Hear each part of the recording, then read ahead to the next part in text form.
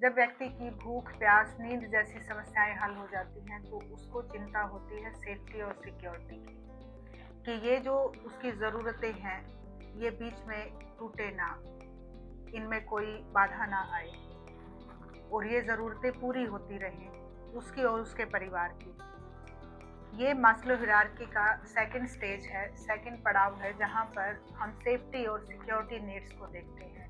यहाँ हमारी financial safety, emotional safety, physical safety और सोशल सेफ्टी, ये सभी इसके अंतर्गत आते हैं। फॉर एग्जाम्पल, हम एक कंपनी में काम कर रहे हैं जहाँ पर हाई रिस्क है, जैसे ज़्यादातर आर्किटेक्चर फील्ड में है, जैसे मान लीजिए कि मेट्रो पे काम करने वाले एम्प्लॉइज़ हैं, वो काम करते हैं, अगर उनको हेलमेट ना दिया जाए या उनकी सेफ्टी के लिए अदर सेफ्टी असिस्टेंस जो भी उनको लगता है वो ना दिया जाए, तो वो इनसिक्योर महसूस करेंगे, अपने काम पर कंसंट्रेट नहीं कर पाएंगे, अपना पूरा पोटेंशियल नहीं दे पाएंगे। तो इस तरह की सेफ्टी को इंसान पहले निर्धारित करता है। जब भी हम कोई जॉब लेने जाते हैं तो हम अपनी सैलरी के अलावा अदर भी देखते हैं कि वहाँ कंपनी हमें और क्या क्या दे रही है। ये फाइनेंशियल सेफ्टी है। जब हमारी सैलरी आती है तो उसमें से भी हम सोचते हैं हमारी बेसिक नीड्स कितने पैसों में पूरी हो गई और उसके बाद हमने क्या सेव किया। ये हमारी फ्यूचर की एक फाइनेंशियल सेफ्टी है, जिसमें हम इंश्योरेंस कराते हैं, पॉलिसीज लेते हैं। इसी के साथ साथ हम अपनी हेल्थ को लेके भी कंसर्न रहते हैं कि बाकी सब तो ठीक है, और अगर हम ही बीमार हो जाएं तो ये सब हो ही नहीं पाएगा।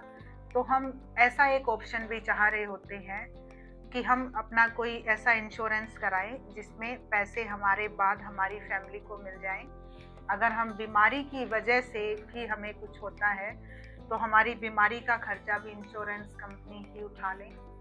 तो इस तरह की इन्वेस्टमेंट हम करते हैं। ये पूरा जो भी प्रकरण है ये हमारी सेफ्टी सिक्योरिटी नीड्स पर आधारित है और इसी पर इतनी इंश्योरेंस कंपनियां इसी साइकोलॉजी पर काम करती हैं और इसी साइकोलॉजी की वजह से हम भी अच्छा महसूस करते हैं। इन सभी सिक्योरिटी में वैसे तो सभी बहुत इम्पोर्टेंट हैं और सभी ज़रूरी हैं, लेकिन इमोशनल सेफ्टी और सिक्योरिटी सबसे ज़्यादा महत्वपूर्ण है।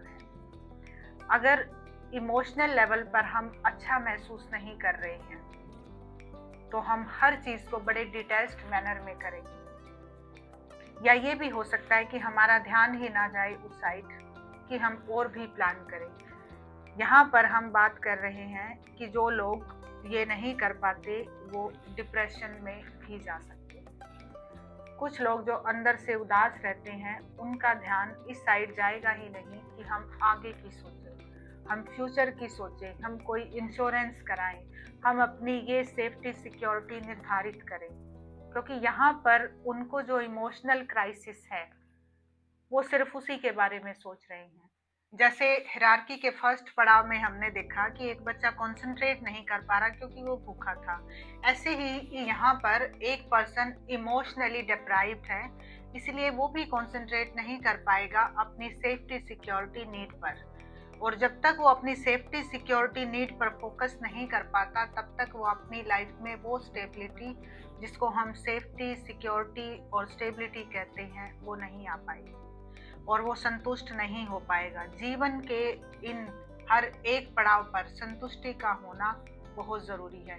जब तक हम एक पड़ाव में असंतुष्ट रहते हैं तब तक दूसरे पड़ाव में हम ग्रोथ माइंडसेट के साथ आगे नहीं बढ़ पाते। अब जिसने भी ये वीडियो देखी है, अगर आप किसी पड़ाव पर अटक गए हैं या पहुंचकर आगे नहीं बढ़ पा रहे हैं या पहुंच ही नहीं पा रहे हैं, आप हमें कमेंट करके शेयर कर सकते हैं। वीडियो देखने के लिए धन्यवाद।